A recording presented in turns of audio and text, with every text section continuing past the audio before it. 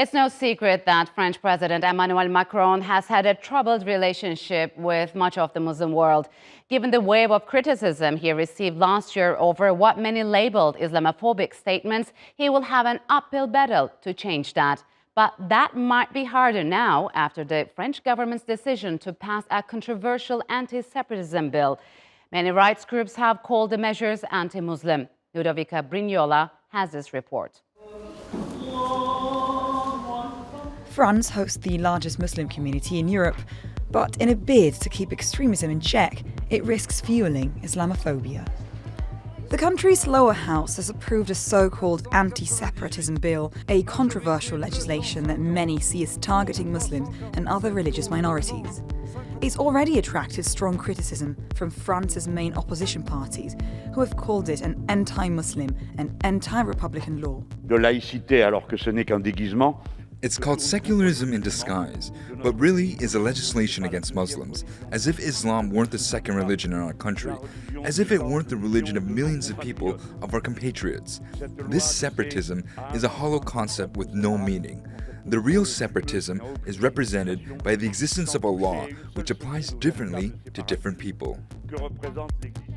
The bill was introduced in October last year by hardline French Interior Minister Gérald Darmanin and is designed to crack down on religious organizations that espouse values contrary to those of the French Republic. But its reach has made it controversial and it's encountered fierce opposition from the Muslim community. But what does the new legislation actually do?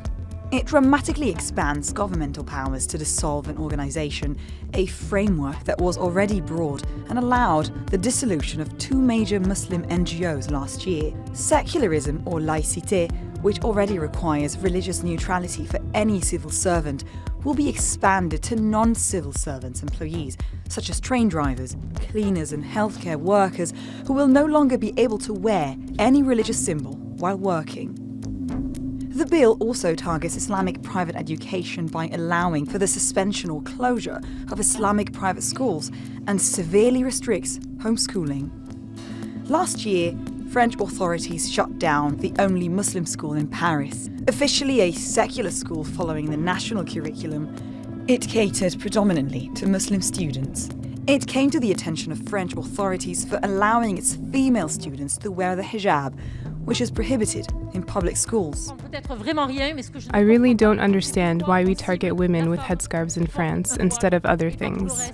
As of May this year, as many as 37 mosques have been closed down in France, as well as 4 schools and 559 Muslim-owned businesses, with more than 22,000 currently being investigated.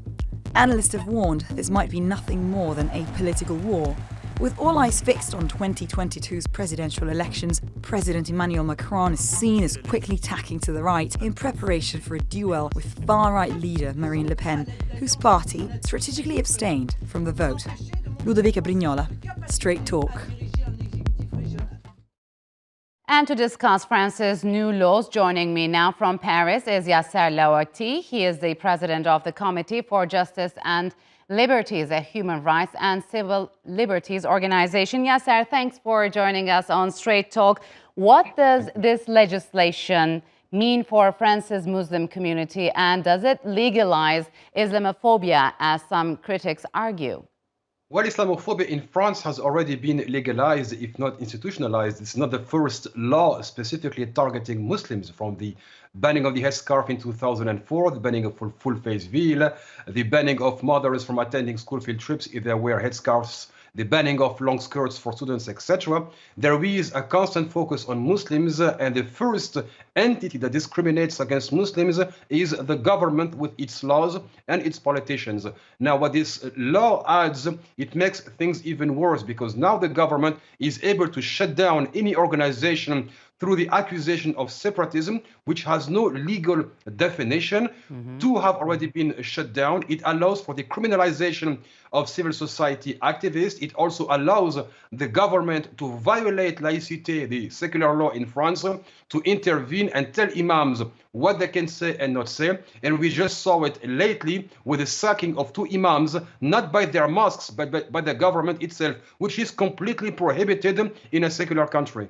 So how is the Muslim community is reacting to this legislation, and what's next moving forward? We know that it has to be voted at the Constitutional Court, but if it's approved, can they appeal this decision, for example? Well, so far, some political parties have turned to the Constitutional Court in order to strike down the law itself, if not at least most of its amendments and articles. But the problem lies in the fact that we have normalized the idea that Muslims are the enemy within, and French Muslims do feel that they have been constantly targeted, especially in the past 9 months.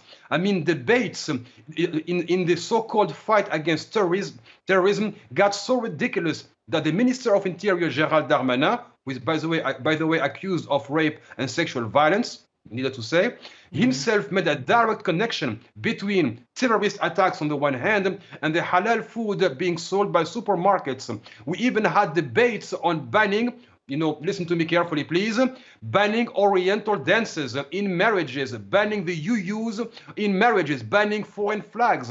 So according to this government, that is how you fight terrorism. But what this makes in return is that it normalizes the idea that we have a problematic population, like the Jews yesterday, Muslims today, and this population, which still makes between 9 to 11% of the total population in France, has to be criminalized, and it makes it impossible for them to organize. So in just a few months, hundreds of schools and Muslim-owned businesses were shut down. Do you think the French authorities are calculating the possible consequences of their actions? I mean, could these acts drive maybe a deeper wedge between the French government, French people, and the minorities, and maybe cause some reactions in other European countries? Well, we don't have the full figure of how many schools and organizations have been shut down. What we know is that dozens of raids have been ordered by the government, and the Minister of Interior, again, Gérald Darmanin, openly said, we raided those mosques, charities, and families, knowing that they have nothing to do with terrorism. We just wanted to send a message.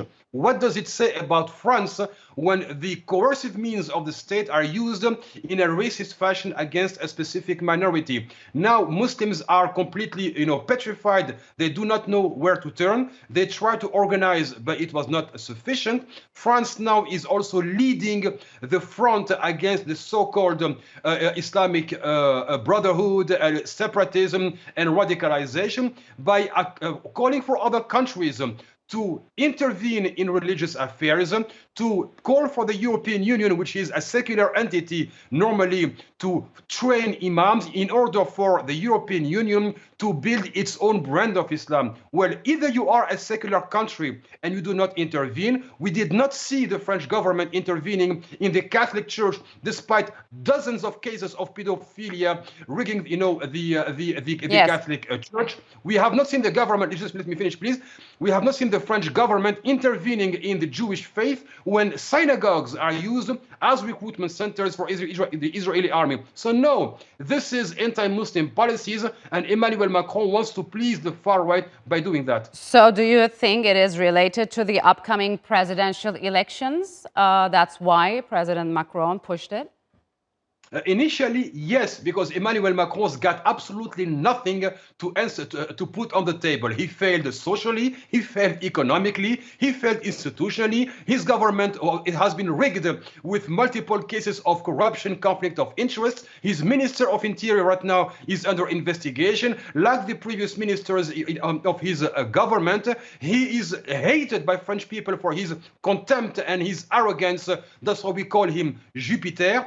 But the scenario he tried to impose upon us by making Marine Le Pen his sole opponent has blown up in the past few months because his party lost the election at the regional level, and Marine Le Pen as well, which actually gave more strength to the socialist and conservative parties. So many have criticized France's actions about combating what it calls extremism. Is there a right approach to combat extremism and threats of terrorism without jeopardizing the liberties of other minority groups? I mean, do you believe, what's the right balance to be struck here now?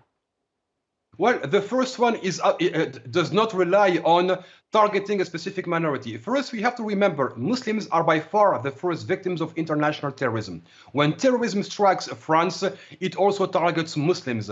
So criminalizing Muslims in the hope of fighting terrorism fails. It also plays into the hands of ISIS. Remember the 2015 piece they wrote, a long one that I wrote and which was leaked by, what was shared by WikiLeaks in 2016. Daesh said explicitly, we carry those attacks to shed blood and provoke a crackdown on Muslims in order for us to be able to recruit. I'm now going to quote our domestic intelligence. What they wrote in 2014 is, quote unquote, to work with communities. Mosques are already under tight surveillance. All imams are surveilled. Communities are already under surveillance, which means so-called radicalization takes place outside of the communities, which means the Muslim communities cannot become the police. It is on the government to work. But if you have to work now on the macro level, let's question France's foreign disaster policy. France is involved in multiple wars abroad. It has bombed civilians in Syria, bombed civilians in Africa. Now, you create enemies abroad, and you wonder why foreign terrorist entities are able to hit us back. The time of bombs abroad and peace at home are long gone.